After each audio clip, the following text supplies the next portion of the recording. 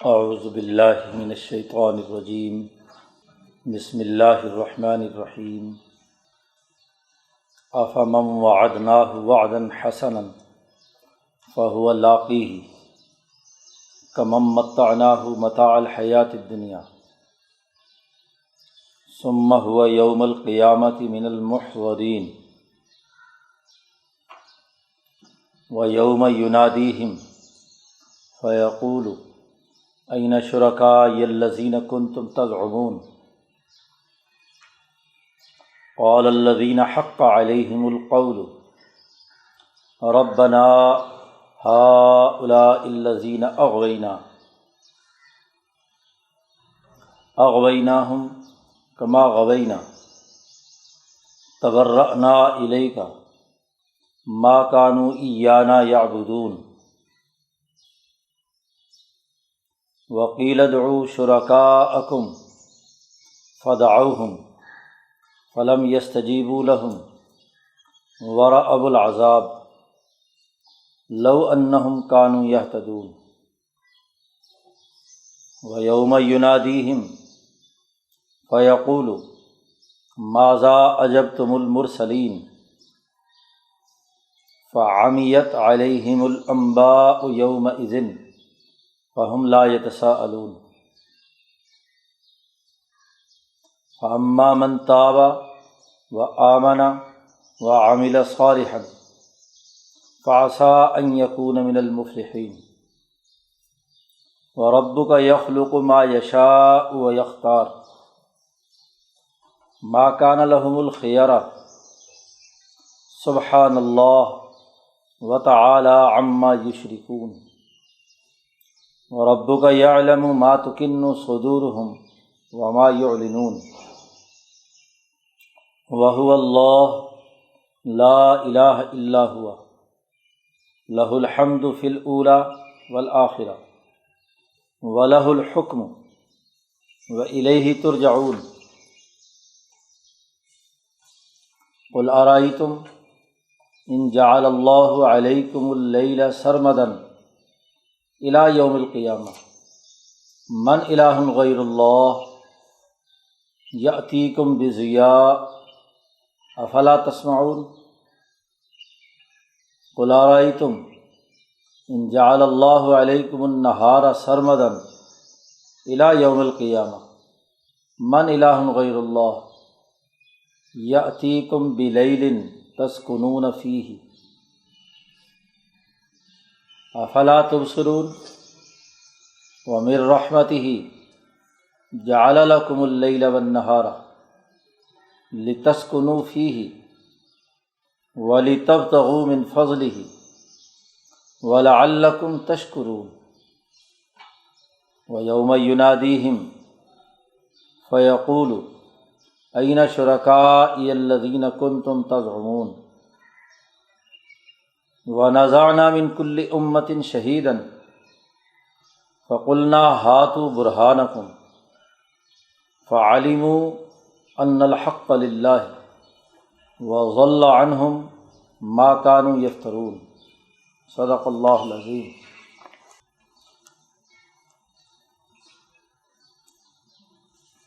پیچھے تجلی طور اور تجلی غار حرا دونوں کا تذکرہ ہوا تھا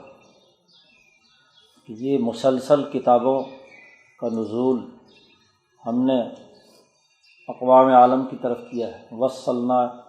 لہم القول، ہم نے ان کے لیے مسلسل کتابیں نازل کی ہیں، لیکن جو قومیں اپنے معاشی نظام میں ظالم اور متکبر ہوتی ہیں ان کو ہم سزا دیتے ہیں، اور جو لوگ اس پیغام پر عمل کرنے والے ہیں انہیں ہم کامیاب بناتے ہیں۔ تو پیچھے سوال کیا گیا تھا افلا تعقلون، کیا تم عقل سے کام نہیں لیتے؟ اب اس رکوع میں مومنین اور کافرین کے جو مستقبل میں نتائج ظاہر ہونے ہیں، دنیا میں جو نتائج ظاہر ہونے تھے کہ بستیاں تباہ و برباد کی جاتی ہیں، ان کے سسٹم ختم کر دیے جاتے ہیں، اس کا تذکرہ گزشتہ رکوع میں تھا۔ کم اہلکنا من قریۃ بطرت معیشتہا۔ اور اس رکوع میں آخرت میں جو انجام ہونا ہے اس حوالے سے گفتگو فرما رہے ہیں۔ سب سے پہلے یہاں بھی ایک سوال کیا ہے، افمن وعدناہ وعدا حسنا، کیا وہ مسلمان جماعت جن کے ساتھ اچھا وعدہ ہوا ہے، اچھا وعدہ وہ کہ ضرور پورا ہو کر رہے گا، فہو لاقیہ، اور اسے وہ اچھا وعدہ ضرور مل کر رہے گا کہ جو اس عدل و انصاف کے نظام کو قائم کرے گا،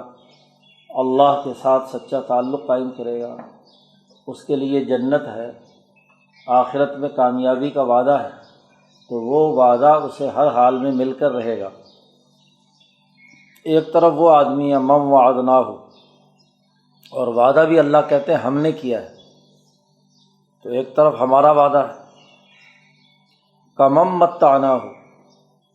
کیا اس کے برابر ہو سکتا ہے کہ جس کو ہم نے دنیا کی زندگی کا متاع دیا ہے، دنیا میں چند روزہ زندگی ہے، کوٹھی بنگلہ مکان کھانا پینا، دنیا میں زندگی بسر کرنے کے لیے عارضی چیزیں جو استعمال کی ہوتی ہیں وہ ہم نے دی ہیں۔ ظاہر ہے دنیا میں جو انسان بھی آتا ہے تو اس کے لیے رزق مقرر کیا جاتا ہے، اس کی دیگر ضروریات پوری کی جاتی ہیں۔ امتحان گاہ میں جو ہے تو امتحان گاہ میں جتنے بھی طالب علم دے رہے ہیں ان کی روٹی پانی کا اور رہنے کا بندوبست تو اللہ میاں کوئی کرنا ہے، جس نے امتحان لینے کے لیے انہیں یہاں بھیجا ہے۔ تو ہم نے دنیا کی زندگی میں ان کے لیے جو متاع مقرر کیا ہے صرف وہی ہو۔ ثم هو یوم القیامت من المحضرین، پھر وہ قیامت کے دن مجرموں کی صورت میں حاضر کیے جائیں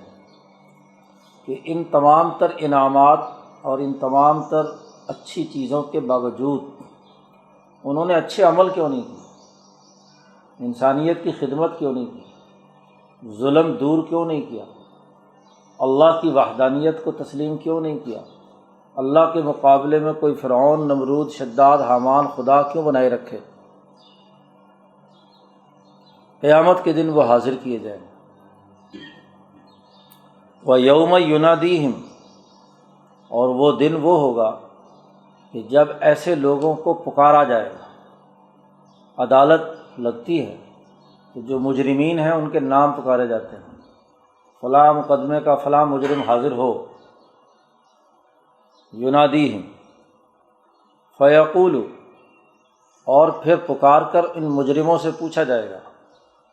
این شرکائی الذین کنتم تزعمون،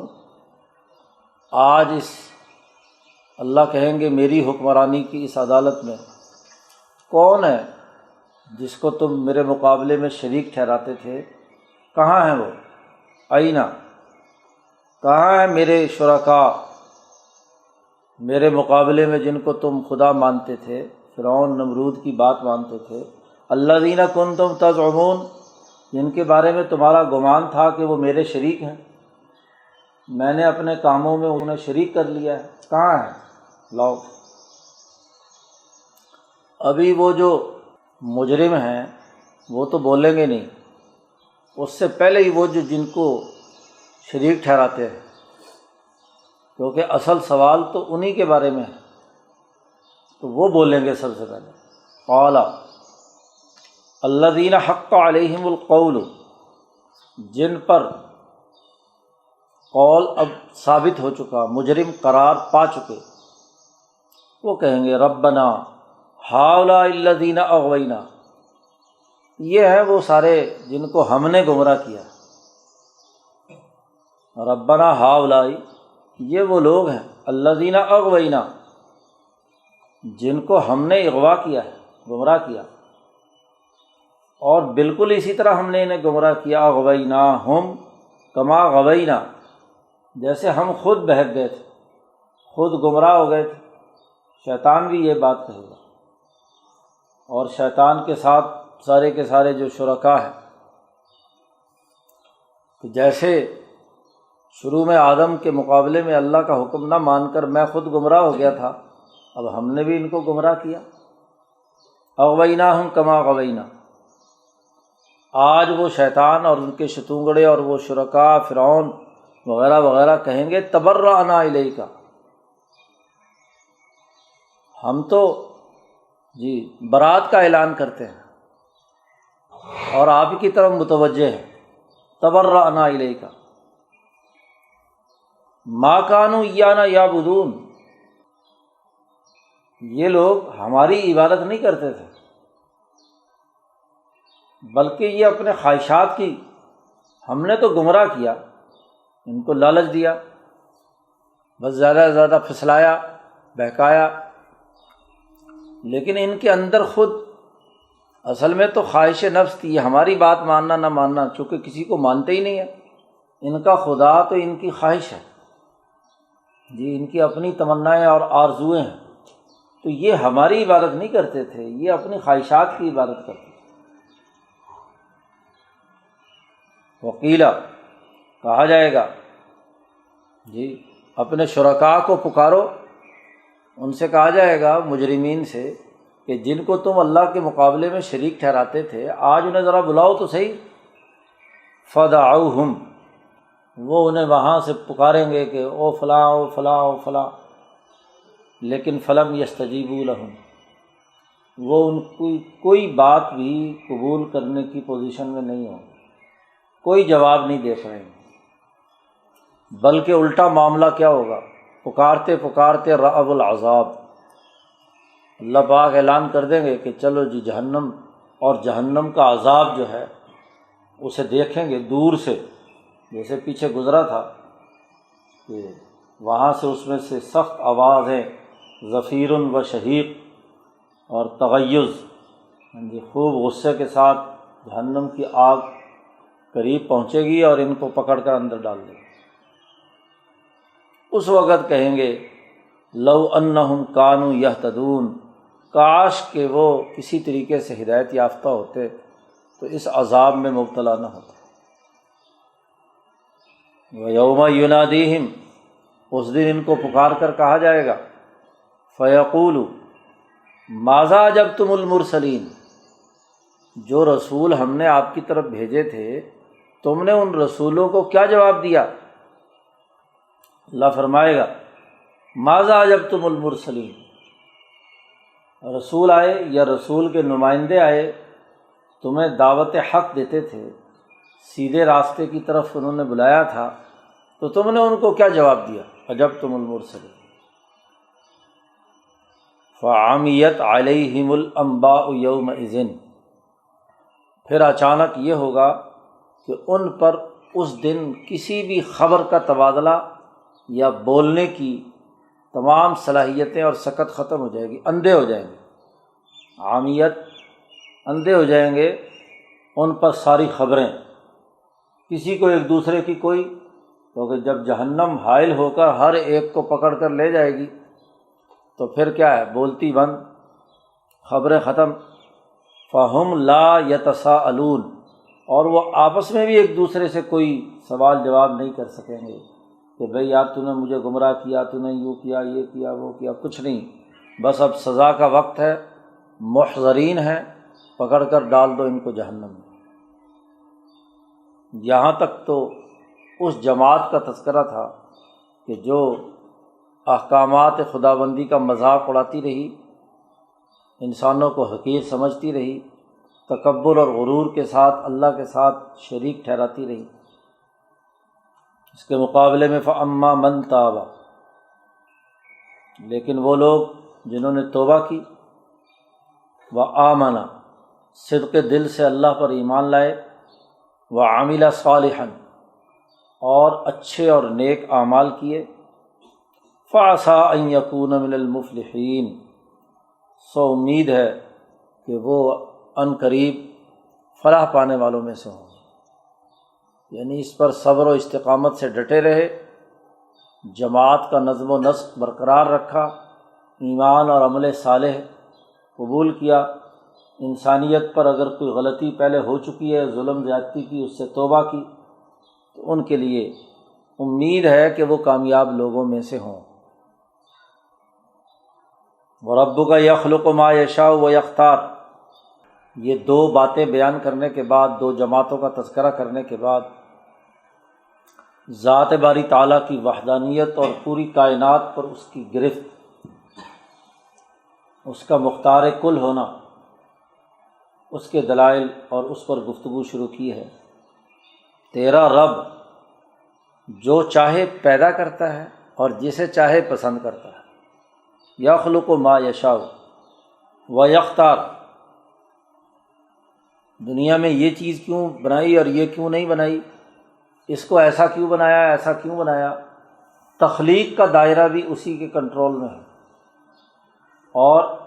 تمام تر مخلوقات کا اختیار بھی اسی کے کنٹرول میں ہے۔ اللہ نے مخاطب ہو کر حضور صلی اللہ علیہ وسلم سے کہا کہ تیرا رب پرورش کرنے والا، پالنے والا، وہی جو چاہتا ہے پیدا کرتا ہے، اور جو پیدا شدہ ہے اس کے تمام تر اختیارات بھی اسی کے پاس ہیں۔ ما کان لہم الخیارہ، ان کے لیے مکمل طور پر کوئی اختیار نہیں ہے۔ کوئی فرعون ہو، نمرود ہو، ابو جہل ہو، کوئی پتھر کا بت ہو، کچھ بھی ہو، اس کو معمولی سا بھی کسی بات کا کوئی اختیار نہیں ہے۔ سبحان اللہ، اللہ بہت ہی پاک اور بلند تر ہے۔ وتعالی عما یشرکون، اور بہت ہی بلند ہے اس سے جو یہ شرک ٹھہراتے ہیں۔ اس کی عظمت، اس کی ہیبت و جلال، اس کی بلندی اتنی اونچی ہے، اتنی اونچی ہے کہ یہ جو چھوٹے چھوٹے ستونگڑے اور اللہ کے ساتھ جو شریک ٹھہرانے کی بات کرتے ہیں، اس سے بہت بلند تر ہیں۔ ان بیچاروں کی کیا حیثیت۔ اور اگلی سن لو، وَرَبُّكَ، اور تیرا رب جانتا ہے جو ان کے سینوں میں چھپا ہوا ہوتا ہے۔ مَا تُكِنُّ صُدُورُهُمْ، سینوں کی گہرائیوں میں کتنا ہی خفیہ ارادے اور عزائم انہوں نے باندھ رکھے ہیں،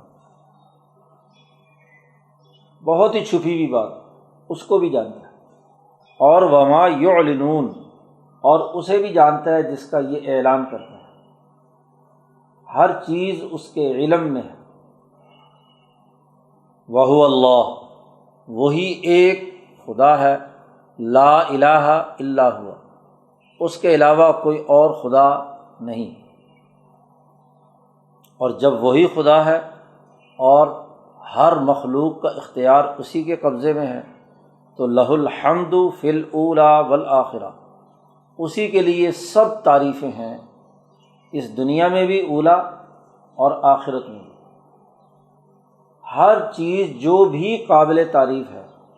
کوئی کپڑا اچھا بنا ہوا ہے، کوئی مکان اچھا بنا ہوا ہے،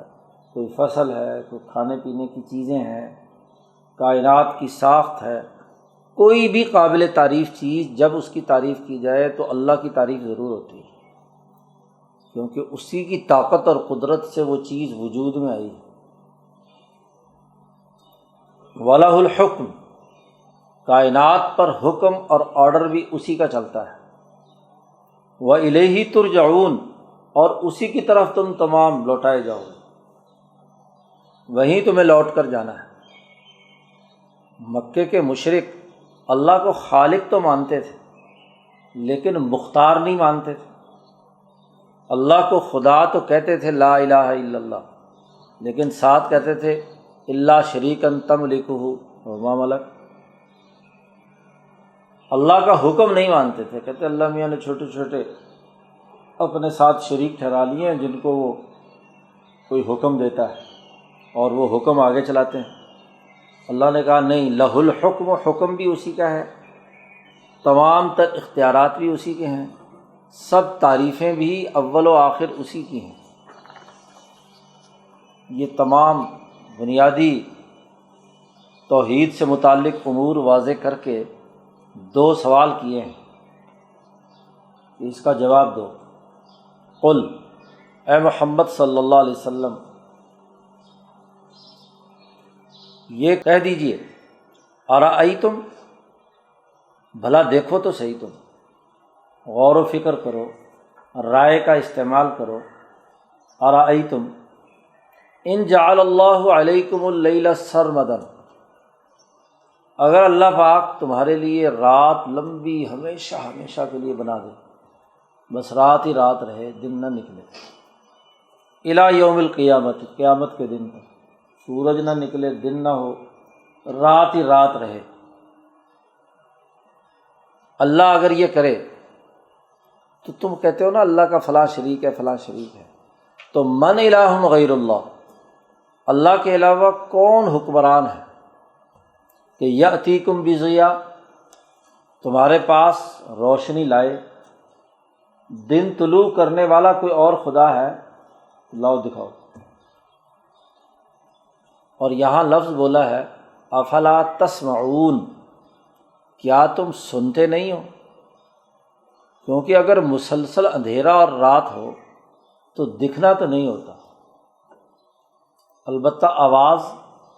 سنی جاتی ہے۔ تو یہاں کہا افلا تسمعون، کیا تم سنتے نہیں ہو؟ آگے جب دن کا ذکر آ رہا ہے تو وہاں کہا افلا تبصرون، کیا تم دیکھتے نہیں ہو؟ جیسی آیت ہے اس کی مناسبت سے قل، اے محمد صلی اللہ علیہ وسلم کہہ دیجئے، ارائیتم ان جعل اللہ علیکم النہار سرمدا، اگر اللہ تعالیٰ تم پر مسلسل دن ہی دن رکھے، ہمیشہ ہمیشہ، الی یوم القیامہ، سرمد کہتے ہیں لامحدود وقت، ہمیشہ ہمیشہ کے لیے، مسلسل دن ہی دن رہے، رات آئے نا، تو من الہ غیر اللہ، تو اللہ کے علاوہ اور کون خدا ہے؟ یأتیکم بلیل، اللہ کے مقابلے میں تمہارے لیے رات لے کر آئے، تسکنون فیہ، اور اس رات میں تم سکون اور آرام سے سو، کون خدا ہے؟ کوئی ہے خدا؟ قرآن نے یہاں کہا افلا تبصرون، کیا تم دیکھتے نہیں ہو؟ روشنی میں دیکھتا ہے انسان جی، اور انتظار میں رہتا ہے شام ہونے کی، رات ہونے کی، اندھیرا ہو تو یہ دن بھر کی تھکاوٹ دور کرنے کے لیے سکون سے آرام سے لیٹے۔ تو اگر اس کائنات میں اللہ کے علاوہ کسی اور کا حکم ہے تو ان خداؤں سے کہو نا کہ رات اور دن لا کر دکھائیں۔ وَمِن رَحْمَتِهِ، اللہ ہی کی رحمت ہے کہ جعل لکم اللیل والنہار، تمہارے لیے رات بنائی اور دن بنایا، یہ زمان و مکان کا پورا نظام بنایا۔ زمانہ تغیر پذیر ہے، کبھی رات اور کبھی دن، یہ اسی اللہ کی رحمت ہے، اس کی شفقت ہے کہ اس نے انسانیت کے جسم کی مناسبت سے اس کے لیے رات اور دن بنائی۔ کیوں بنائی؟ لتسکنوا فیہ، پہلے چونکہ رات کا ذکر کیا ہے تو اس کے بارے میں کہا تاکہ اس رات میں تم سکون حاصل کرو، اور پھر دن کا ذکر کیا تو کہا وَلِتَبْتَغُوا مِن فَضْلِهِ، اللہ کا فضل اور رزق تلاش کرو، دن بھر میں محنت مشقت کرو اور رزق تلاش کرو، اللہ کا فضل تلاش کرو۔ فضل عربی میں رزق کو کہتے ہیں جی، جو انسان کی ضروریات کو پورا کرتا ہے۔ دوسری جگہ پر بھی جمعے کے دن کا ذکر ہے کہ اذا قضیت الصلاۃ فانتشروا فی الارض وابتغوا من فضل اللہ، زمین میں پھیل جاؤ اور اللہ کا فضل تلاش کرو، رزق تلاش کرو۔ تو رات سکون کے لیے اور دن اللہ کا فضل تلاش کرنے کے لیے۔ وَلَعَلَّكُمْ تَشْكُرُونَ، اور یہ اس لیے ہے کہ تاکہ تم اللہ کا شکر ادا کرو۔ چونکہ بات پیچھے چل رہی تھی قیامت میں انہی متکبرین کو جو نہیں مانتے، ان کی حاضری کی اور ان کی گرفتاری کی۔ وَيَوْمَ يُنَادِيهِمْ، اس دن ان کو پکارے گا، فَيَقُولُ، اور اللہ فرمائے گا أَيْنَ شُرَكَائِيَ الَّذِينَ كُنْتُمْ تَزْعُمُونَ، کہاں ہیں میرے وہ شرکاء جن کو تم گمان کرتے تھے کہ وہ میرے اس کام میں شریک ہیں۔ یاد رکھو وَنَزَعْنَا مِن كُلِّ أُمَّةٍ شَهِيدًا، ہم دنیا کی ہر قوم میں سے ایک نگران اٹھائیں گے، الگ کر دیں گے، یعنی ہر امت کا جو نبی یا نبی کے جو نائبین، ان کو جو ان پر حجت تمام کرنے والے گواہ ہوں گے، شہید ہوں گے، ہم انہیں الگ کریں گے۔ اور فقلنا، ان گواہوں کی گواہی لینے کے بعد ان سے کہا جائے گا، ان اقوام سے، ہاتھو برہانکم، تم اپنی دلیل لاؤ اس کے مقابلے میں، کیا دلیل ہے تمہارے پاس کہ یہ جو گواہ تم پر حجت تمام کر رہے ہیں کہ انہوں نے اللہ کا پیغام تمہیں پہنچایا تھا، صحیح راستے پر تمہیں بلایا تھا اور تم نے بات نہیں مانی، تو دلائل لاؤ۔ فعلموا، چنانچہ یہ سب مجرمین جان جائیں گے کہ ان الحق للہ، کہ حق صرف اور صرف اللہ کے لیے ہے، اور وضل عنہم ما کانوا یفترون، اور یہ جو کچھ گھڑتے رہے ہیں دنیا میں وہ سب کچھ ان سے گم ہو چکا ہے۔ کوئی وہاں شیطان، کوئی متکبر، کوئی شریک وہاں نہیں ٹھہر پائے گا، سب برات کا اعلان کر کے علیحدہ ہو جائیں گے، صرف اور صرف اور صرف حق اللہ تبارک و تعالیٰ کا ہوگا، اور وہی فیصلہ فرمائے گا۔ ان کے اعمال اور ان کے جرائم کے مطابق جہنم کا، اور جو اچھے اور ایمان لانے والے اور اچھے عمل کرنے والے ہیں ان کے لیے جنت کا وعدہ، اور وہ انہیں جنت کا وعدہ مل کر رہے گا۔ یہاں تک نبی اکرم صلی اللہ علیہ وسلم کے زمانے کے جو متکبرین ہیں، فرعونی قصے کے تناظر میں ان کو مخاطب کیا گیا، عقلی طور پر سوچنے اور سمجھنے کی انہیں دعوت دی گئی۔ اب فرعون ہی کے قصے میں قارون کا ایک کردار، اس کا تذکرہ اگلے رکوع میں آ رہا ہے۔ اللہ تعالیٰ قرآن حکیم کو سمجھنے اور اس پر عمل کرنے کی توفیق عطا فرمائے۔ اللہ